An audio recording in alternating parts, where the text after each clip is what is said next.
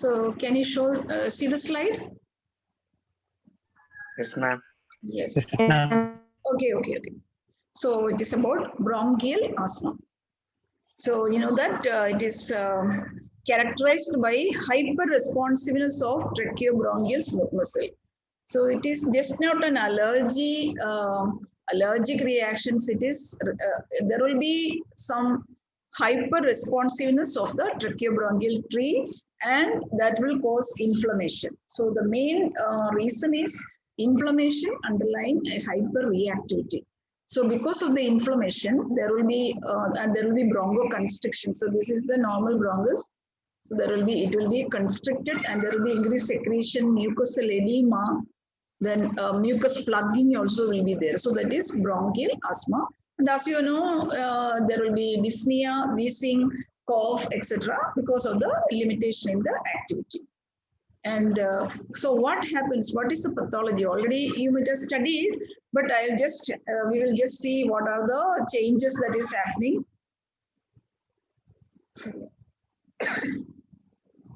So whenever when the person is exposed to some allergen or something, the mast cells will be, everything happens in the mast cells. And it will be, so from the mast cells, many mediators are released. And also there will be infiltration of eosinophils, lymphocytes, etc. And all the, so we will see how the mediators are released. At different times it is released. So there will be an immediate release within minutes as well as over hours. So immediately on the exposure, there will be some release of certain factors, mediators, then within minutes and also over hours. So the immediate release, it is actually from the mast cells. There will be histamine, protease, tumor necrosis factor alpha, etc. And within minutes, there will be prostaglandins, leukotrienes, platelet activating factor. And over hours, because of the activation of genes, and there is a formation of interleukin, tumor necrosis factor alpha. And you can see these mediators, this causes, histamine and prostaglandins, it will be causing vasodilatation. So whenever there is vasodilatation, there will be plasma exudation also. So that will be causing the mucosal edema, then secretion, mucosal plugging, etc. And also there will be angiogenesis, formation of blood vessels. That is why this vascular growth factor. So these are the changes that is happening. So whenever there is some allergy, there will be formation of inflammatory mediators that causes many changes. It may be mucosal secretion, mucosal edema, mucosal plugging, and also there will be bronchoconstriction. The histamine can cause bronchoconstriction. We will come to that. Yes. So in addition, these mediators will constrict the bronchial smooth muscle also. There will be, so prostaglandins can cause, then histamine, everything that will be causing the mucosal constriction. In addition, there will mainly, it is actually the inflammation. Because of the inflammation, all this edema and mucosal plugging, etc. In addition, there will be bronchial smooth muscle contraction also. So this causes bronchoconstriction and bronchial asthma. And also there will be the smooth muscle. There is this airway smooth muscles also that undergoes hypertrophy and inflammation, and also there will be airway remodeling. Remodeling means there will be disorderly, it will be arranged. Some changes in the arrangement of this bronchial smooth muscles. So that is called remodeling. So that also worsens the disease. In addition, so these are the mediators. In addition, there will be vagal discharge. Vagus also will be causing the bronchoconstriction. So all these factors lead to bronchoconstriction and bronchial asthma. Bronchial asthma, there are two types mainly, that is extrinsic asthma and intrinsic asthma. Extrinsic means episodic. It is there is no chance of any less prone to status asthmaticus. Then intrinsic asthma means it is perennial. This yearly, annually it may come, and whenever they are exposed to some allergy, it will recur. So it may also cause, they are more prone to status asthmaticus also. And you know what are the allergens? Many allergens are there for a person with a bronchial asthma. They will develop this condition when they're some pets. If sometimes during exercise, sweating, then pollens, insects, then cold air, smoking, pollution. It is one of the most important, and even stress also, psychogenic factors also can cause this bronchial asthma. So this is the main allergic basis, but the real pathology is actually hyperreactivity leading to inflammation. So now we will come to the pharmacology. Drugs for bronchial asthma. There are a lot of drugs. And so number one, it is bronchodilators, the leukotriene antagonist, mast cell stabilizers, corticosteroids, and anti-Ig antibody. That is that drug.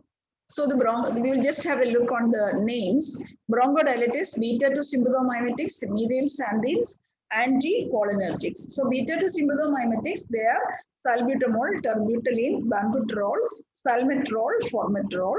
Then methylxanthines, it is theophylline, aminophylline, choline theophyllinate, hydroxyethyl theophylline, doxorubicin. And anticholinergics, ipratropium bromide, tiotropium bromide. Just have a look. Then leukotriene antagonists like montelukast, safirlukast, mast cell stabilizers, sodium chromoglucate, and also ketotifen. Corticosteroids, both systemic as well as inhalation. These are the most important drug in this bronchial asthma. So inhalational corticosteroid and systemic also very severe condition. We can use systemic. That is hydrocortisone, prednisolone, other glucocorticoids. Inhalational, which are the inhalational corticosteroid, beclomethasone dipropionate, budesonide, fluticasone propionate, flunisolide, cyclisonide, and also omalizumab, that is anti-Ig antibody.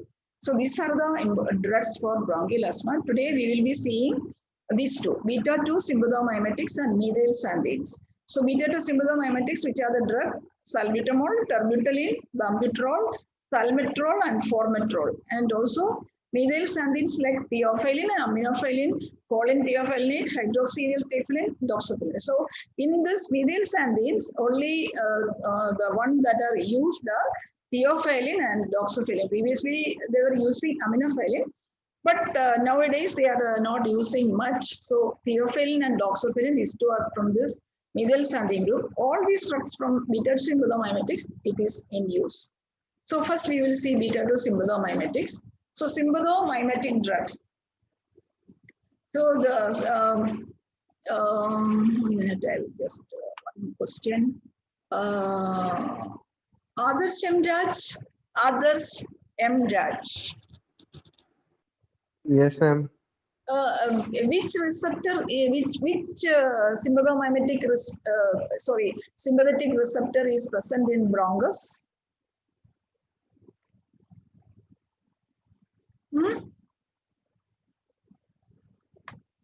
Beta-2 receptor. Yes, beta-2 receptors. It is already there. So it is the beta-2 receptor. Beta-2 receptor through beta-2. Normally in our body there is bronchodilation. So sympathomimetic drugs actually causes bronchodilation through beta-2 receptor stimulation. So it will again stimulate beta-2 receptors. So when these are stimulated, there will be increased formation of cyclic AMP. So these beta-2 receptors, they are G protein coupled. You know what is G protein coupled receptor? So it is a G protein coupled receptor. So when it is when the this sympathomimetic drug when it attached to beta-2 receptors, there will be formation of cyclic AMP. And whenever there is cyclic AMP, always causes smooth muscle relaxation because there will be inhibition of the calcium release. And because of that, there will be smooth muscle relaxation. So the constricted bronchi, it will be dilated. The constriction will be removed because of the relaxation. The constricted part, it becomes relaxed and it will be dilated. So this is the, so that cyclic AMP causes this smooth muscle relaxation. And another thing, the cyclic AMP also will decrease the release of these mediators. All the mediators we have seen, no? The histamine, leukotrienes, platelet activity, all those mediators, especially histamine, it will be, the release will be decreased by cyclic AMP. So this is the action of sympathomimetic drug, that is the mechanism. And beta 2 agonists are the most effective and fastest acting these bronchodilators when inhaled. So example salbutamol. You will be knowing the name. There is Astalin. You know the name Astalin. So Astalin is nothing but salbutamol. So these are the this beta 2 agonists are the fastest for the acute attack of asthma. But there are steroids also, but this is the fastest acting drug for the bronchial asthma because it causes a fast bronchodilation. Now, how will you give? You must have seen this MDA. This is called MDA or MDI or metered dose inhaler. Metered dose inhaler. So this is the canister in which the drug is kept under pressure. So this is the pressurized canister. So when you press here, the vapors will come here, aerosols. So that is, it will be inhaled. So this is the one that is called metered dose inhaler. So it is a pressurized metered dose inhaler. Through this only, the salbutamol. Salbutamol, the other name is called albuterol. Albuterol. So it is a highly selective beta 2 agonist, and action will be within 5 minutes, and the action will be lasting for 2 to 4 hours. So you might have seen people doing like this. So this is the MDA, and so for the acute attack we can use this. Now, but there are some side effects because it causes smooth muscle relaxation. There will be muscle tremors. Then because some are having, even though it is beta 2 agonist, some amount of beta 1 action may be there in some sympathomimetic drugs. So it can go. Beta 1 means it is in the heart. So there will be palpitation. Throat irritation because we are using the MDA. Then angle edema, hypokalemia can occur. So the main disadvantage, or the not disadvantage, there will be adverse effect. It is the muscle tremors. So if you ask the patients on this salbutamol, they will say they are having muscle tremors. So one of the common side effect of this beta 2 agonist.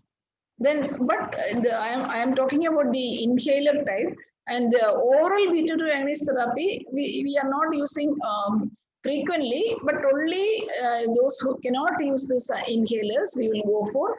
Then very long back, some 10-15 years back, they were using beta 2 agonist oral, but afterwards this inhaler therapy has come. So now it is inhaler therapy. It is the best treatment for this bronchial asthma.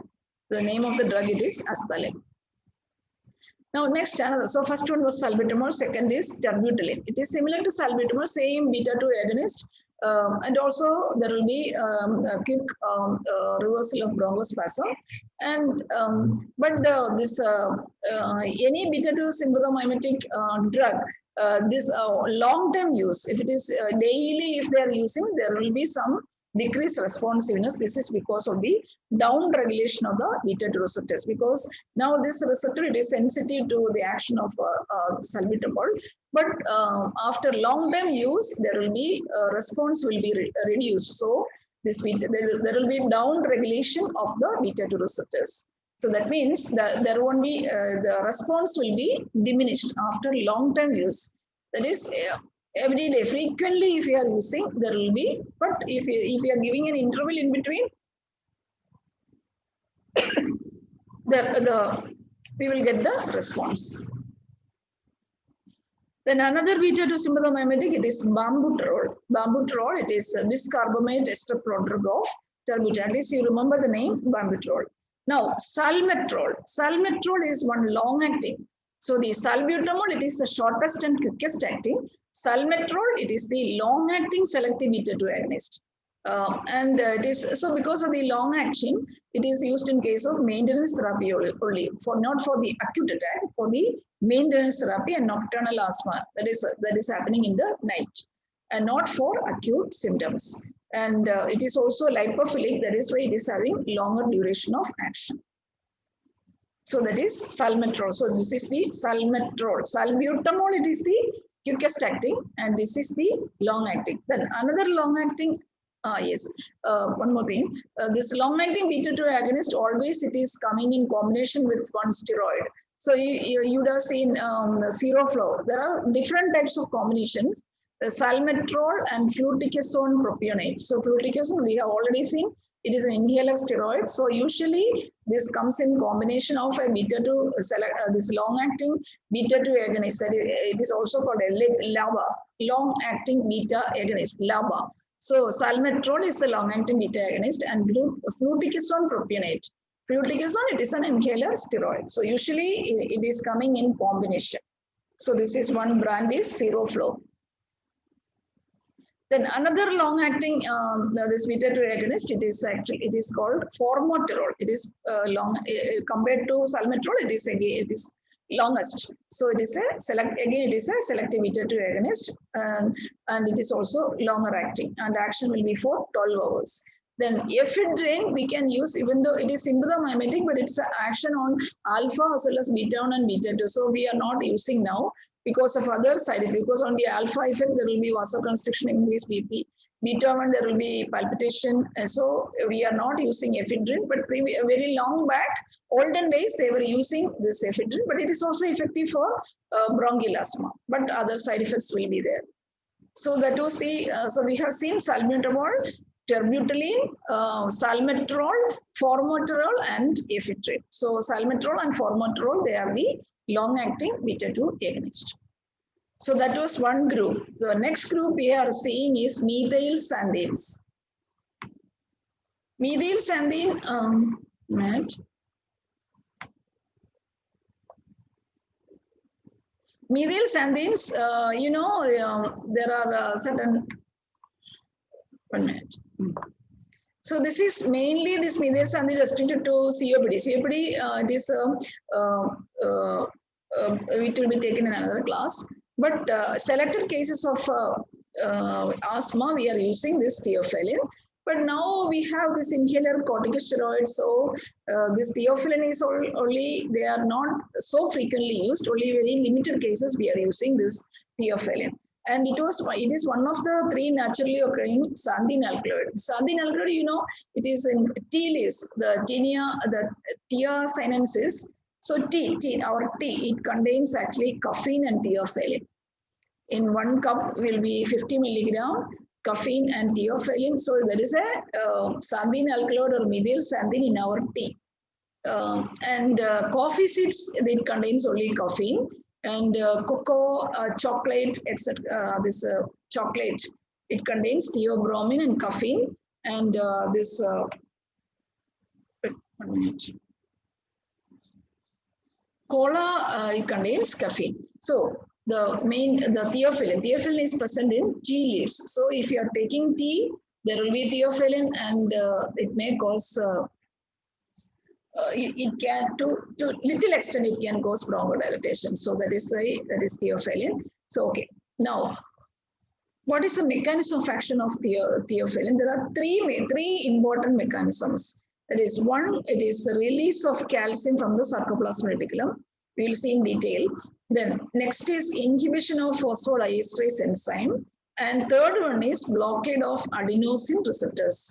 So blockade of adenosine receptors, release of calcium from sarcoplasmic reticulum, inhibition of phosphodiesterase enzyme. So we will see this inhibition of phosphodiesterase enzyme and this blockade of adenosine receptors. These are actually important for the our asthma or bronchodilation, whereas this methylxanthines also, it increases the release of calcium from the sarcoplasmic reticulum. This actually, it is mainly in the skeletal and cardiac muscle. So it is of not much use. And this, because of this calcium release in cardiac muscle, sometimes in higher doses, methylxanthine can cause some arrhythmia also. So that is, this is not important in our bronchodilation. For bronchodilation, this is the action, inhibition of phosphodiesterase. Phosphodiesterase enzyme is the one causes the degradation of cyclic AMP or cyclic nucleotides. So if you are inhibiting that enzyme, there will be more of cyclic AMP. More cyclic AMP means more smooth muscle relaxation. So that is why, so this causes bronchodilation, cardiac stimulation, it is by this, and vasodilation also occur. And because of the phosphodiesterase inhibition, and mediator release is also inhibited when the cyclic AMP. Mediator means we have seen many mediators. So that also occurs if we are giving this methylxanthine. Now we will come to this adenosine. Adenosine, blockade of adenosine receptors. But in the normal course, what does adenosine do?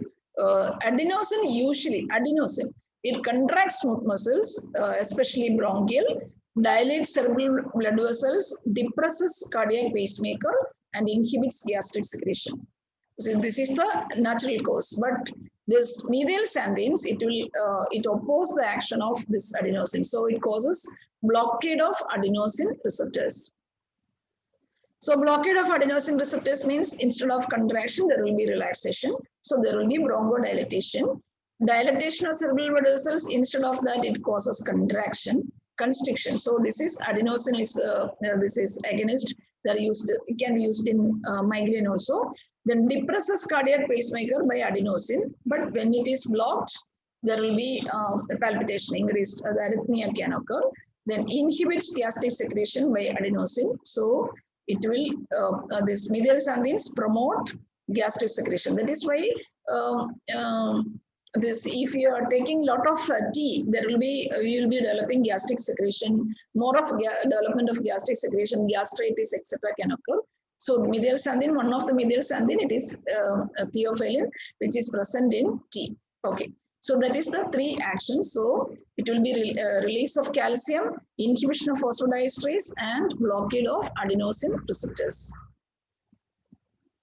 Are you following what I am telling? Yes, ma'am. Yes. Okay. Okay then. So this is the same picture, only theophylline. It inhibits the phosphodiesterase. So the metabolism is not happening. More of cyclic AMP, bronchial tone, bronchodilation. Similarly, theophylline, it inhibits adenosine. So that causes the bronchodilation. And also, yes, when if there is phosphodiesterase enzyme inhibition, there will be raised cyclic AMP.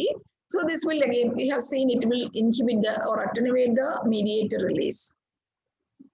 Then this I already told, adenosine A1 receptor antagonism is responsible for the cardiac arrhythmia because adenosine depresses cardiac pacemaker. Adenosine receptor antagonism increases the pacemaker activity, so there may be cardiac arrhythmia and seizure. That is because high dose of theophylline can cause seizures and arrhythmia. This is because of the adenosine receptor antagonism activity. Yes.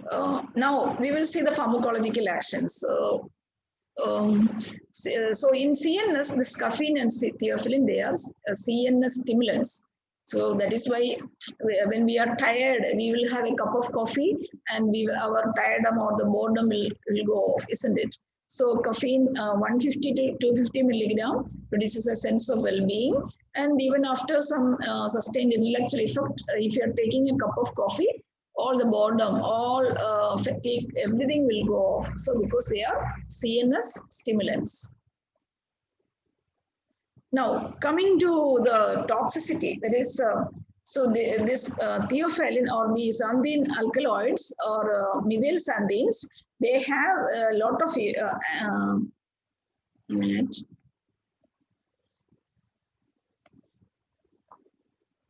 But the problem is, it is having a narrow therapeutic range, only up to 5 to 20, maximum 20. So here, only in the therapeutic range, it will be having only very less side effects. But as it goes up, about 20, 25, 30, you can see as the dose increases, it can cause restlessness, agitation, then delirium, finally convulsion, shock, arrhythmia, and finally death. So that means even the coffee and tea, if we are taking too much, it can cause restlessness, then agitation. So you have to be very careful. If you should not take too much, more than 6 cups or 6 cups of tea or coffee. So chances are there you may become restless, agitated, there will be tachypnea, etc. can occur. So because this theophylline, it is having only narrow therapeutic range, all the xanthines, but especially theophylline, it is having only narrow therapeutic range. So we have to be careful.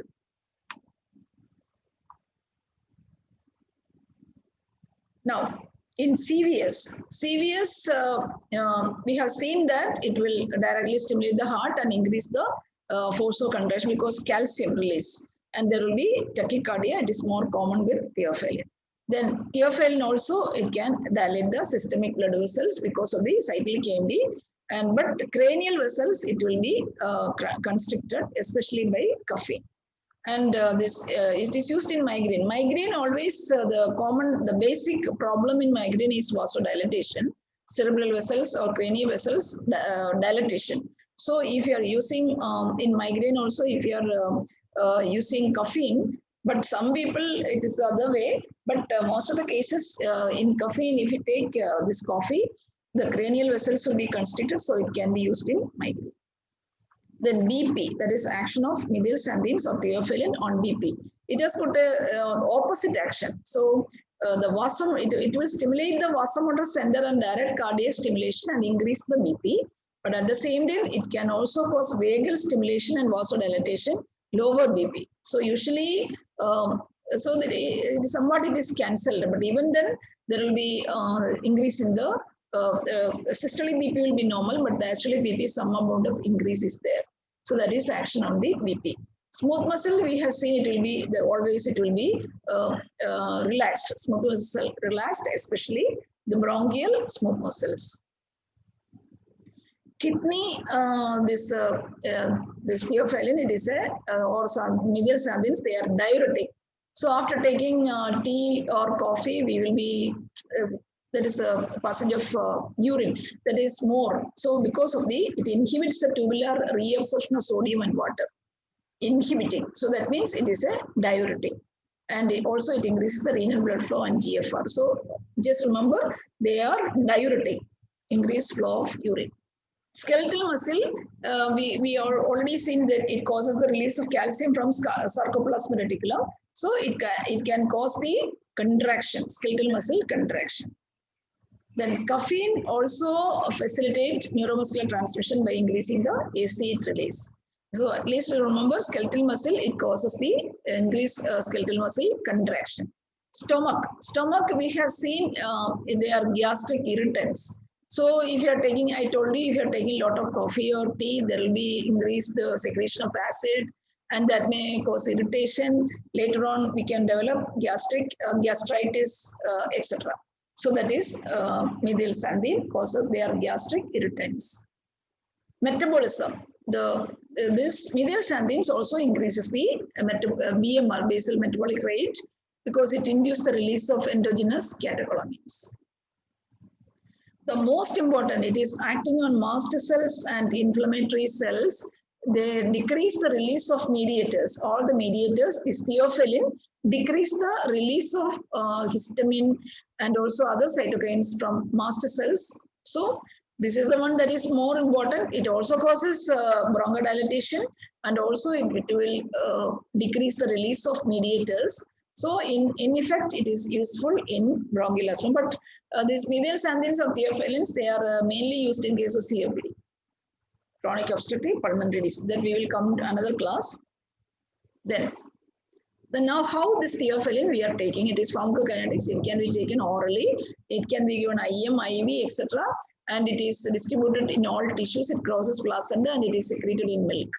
Then one very important factor about this theophylline, it is, I told you, it is having a narrow therapeutic, the margin is safety of therapeutic margin, it is very low. That is narrow therapeutic margin. So if it goes above the therapeutic range, it may cause different toxicity. This is because the metabolizing enzymes becomes saturable, and because of that, it will change from first order to zero order kinetics. You have studied in the early classes, there are two types of kinetics of elimination: first order kinetics and zero order kinetics. In first order, it will be THAF will be constant. Zero order, THAF will be variable, it may change. And if the dose of the drug increases, its elimination will be delayed and THAF will be delayed. That is in the case of zero order kinetics. And there will be toxicity also. So this theophylline is one drug that will, in the beginning, it will be first order kinetics, but gradually, if the dose increases, the higher doses, it will go on from first order to zero order kinetics. That is why so there will be toxicity in higher doses because elimination is lowered and so high concentration, plasma concentration, so high toxicity. So very careful with theophylline. So adverse effect, as we have seen evident, narrow margin of safety, dose dependent. So as the dose increases, toxicity increases. Irritant property, because that may lead to gastric pain. Rectal inflammation. Some theophylline, it can be given as a rectal suppository. So it can cause rectal inflammation. And also if you are giving IM injection, there will be pain at the site of injection. Then rapid IV injection, yes. I also have seen one person collapsing because of the nurse have given an IV injection rapidly, theophylline, and he was given theophylline and just he woke up and just he took some 2-3 steps, then immediately he collapsed. But we were able to recover him. So we had to be very careful. Rapid IV injection causes precordial pain, syncope, and even sudden death can occur. So if you are giving theophylline or another, the brand name is Derifylline. If you are giving a rapid IV injection of Derifylline, then or theophylline, we have to be very careful. You should not give rapid IV injection, very slow IV injection. But nowadays we are using other drugs. Even then, you have to remember if it's some in remote areas. Sometimes after your this course, you may be working in some remote villages. Some people. So such cases, such areas, sometimes the only drug that is available may be Derifylline or theophylline. So even then, you have to remember you should not give rapid IV injection, really slow IV injection. Now, certain interactions. So we know that if it is level of theophylline, if it is increased, the toxicity will be increasing. So we have to be very careful with the drugs that will inhibit the metabolism of theophylline. So the drugs like erythromycin, it is an antibiotic. Ciprofloxacin, another antibiotic. Cimetidine, it is another H2 blocker. So these are the drugs. Usually these are the enzyme inhibitors.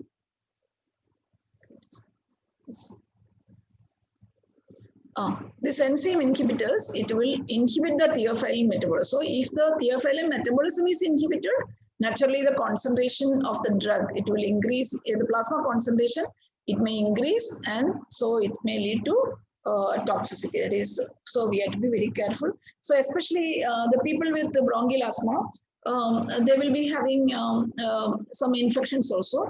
So the doctor will be prescribing some antibiotic. So when we are prescribing antibiotic, see that if whether he is receiving theophylline, that is Derifylline or something. So when if he is receiving theophylline already, or we are prescribing theophylline, we should not prescribe erythromycin or ciprofloxacin as antibiotic. We can prescribe some other antibiotics. Otherwise, there are chances of theophylline toxicity. So in the higher doses, you have seen already there is restlessness, agitation, then convulsions, coma, death, etc. can occur. So we have to be very careful. Then another methylxanthine, it is doxorubicin. It is the latest one. Doxorubicin. It is a long-acting oral methylxanthine, and it won't stimulate gastric secretion. So the gastric secretion, that side effect is less with this doxorubicin.